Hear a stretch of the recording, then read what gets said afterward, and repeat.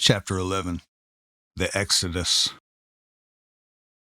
I used to think that I was stuck, but then I changed my luck. Yeah, I'm moving on up. While I was recovering, I was able to get some thinking and writing done. Little by little, I was getting better and better. I walked miles a day and was the most active I had been in my life up to that point. I was feeling great. The first time back in the studio, I was nervous. When you have heart surgery, every single movement hurts for a while. Your chest is required for so many things: coughing, sneezing, breathing, everything. I'll never forget the first time back in the vocal booth. It hurt so bad. Thankfully, my producer, Jason Mader, worked with me and helped me ease back in. Rapping requires a lot of breathing and pushing sound out, and I had to retrain my body on how to create my tone. It didn't take long, though, and I realized with a new heart, I was on fire. Jason Mader. When we went in the studio that first day, Smo could barely keep his breath. Producing that session was mainly about trying to keep him engaged, knowing he was going through a lot of pain recovering and couldn't lay down vocals. He just wasn't going to. We tried it for one day, but his vocal tone is naturally taxing on the vocal cords. Interestingly enough, our vocal cords were never meant to make sound. Humans decided to use it to make a tone that we can communicate with, but it's not like a muscle that heals. That's why people lose their voice. If you aren't practicing and building back stamina, especially after something as traumatic as heart surgery, it was like an athlete breaking his leg and jumping right back in the game. I think the vocal is a massive instrument. Some people seem to think it's the track versus the vocals. To me, the vocal is another instrument in the scheme of the whole track, probably the most important of the instruments. Smo's tone is very unique, and because he uses it so much, he needed that recovery time. He took that head on, and once he found his tone again, we couldn't get him out of the booth. I can't lie to you, the comeback was not as fierce as I had hoped. It was a struggle to do what used to be so easy. Yes, I had a new heart and felt great, but my body was still getting over the trauma it had endured. I ran on the elliptical every day, rapping my whole set over and over, trying to get my body ready to go back on the road. We the People was one of my favorite albums to work on. I had a new production team, and they saw my vision. I always loved pushing the limits, and thankfully Warner let me have that creative space. With months of sobriety under my belt, I was writing differently than before. I took an interest in politics during the presidential election that year and decided to really embrace my patriotism. The title track for the album was inspired by Kanye's Black Skinhead and the political environment of our country at the time. I also love that song so much because I wrote it with one of my favorite songwriters, Casey Beathard. I even convinced him to keep his original demoed vocals on the final mix. He killed it. Jason Mader. We the People actually came mid-record. We were at Dan's house when Smo told me he wanted to use Hail to the Chief. The first thing I did was check to see if it was public domain, which thankfully it was, and said, all right, I'll see what I can come up with. It started just from taking that sample. Dan Nelson. Musically, Smo had a very specific vision for that song. When we did the song's intro, I ran across the street to borrow a bullhorn to record.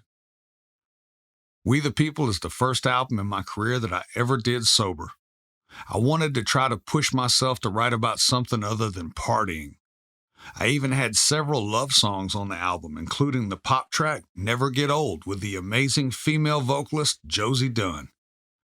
I was really excited to get William Michael Morgan as a feature on a song that was very special to me personally, Thing for You. That song even has a full string quintet playing live on it. It's a beautiful true story. One of my favorite songs on the We the People album is Say My Name. It was the first full hip-hop track I had done in a really long time, and it is one of my favorite songs to this day. Oddly enough, it was number 1 on the exotic dance charts. It does have a nice beat if I say so myself. Moving On Up was a real challenge because it was the fastest rapping I had done on a track up to that point. I love it because it has an upbeat, happy message with a powerful sing-along chorus. I'm thankful I had the chance to work with so many talented writers and artists on We the People. I'm also thankful to everyone at Warner and my manager Dan for standing by me during my recovery. We went through a lot together, and I'm thankful I had the support. Jason Mater. I'm not sure I'll ever get to make another album like We the People. I couldn't believe Warner just went for it and was like, really? Cool. SMO's musical ability was something that was wonderful to have. I wasn't limited, and we didn't have to stay safe. Honestly, that whole record was kind of like, just do what you feel like. Obviously, it has to have some pop to it, but I lean toward pop because I was raised on radio. I think one of the new things we were pushing SMO to do was some of these big pop hooks. We the People and Moving On Up were such different tracks than he was used to. They weren't total pop tracks, but more like our own country hybrid. I had a great time doing that entire album. Musically, We the People is the most advanced production album I've done to date. It's also the most diverse album I have made, and it's probably the most controversy, so to speak. Because of it, I started the Don't Generalize Me slogan. I felt marginalized by the industry because I wouldn't pick a genre. What does that even mean? Music is music. I was so tired of people saying my music was too much of one thing or not enough of the other. I experimented with a lot of styles and had a lot of diverse inspiration at that time. We the People is one of my favorite albums because I wrote it during such a critical time, both personally and professionally. Recovering from heart surgery while recording an album sober had been hard, but I felt so happy and alive. I celebrated finishing the album with a scuba dive adventure with my BFF in Belize. About midway through the We the People tour, my business manager and accountant gave me some troublesome news. We were crunching the numbers for the tour and trying to determine how to come out without a loss. I was regaining momentum from the surgery and trying to get caught up from the setback, but touring was proven to be more and more expensive. If you're not familiar with the music industry, touring has so many expenses. Even if gigs paid really well, I had to pay so many people that Big Smo Inc. wasn't making any profit. They told me that if I kept touring at the rate I was going, I would be bankrupt in 3 months. I had been with my band for years. We were a close-knit family that had traveled cross-country and been on TV together. Sadly, I had to let my band go. We couldn't travel in the tour bus from the show, yes, the one that I had just bought, because it wasn't reliable and it was so expensive to fuel and maintain. I would also have to pay a driver, and good drivers are hard to find. I had to say goodbye to Mike Lowry.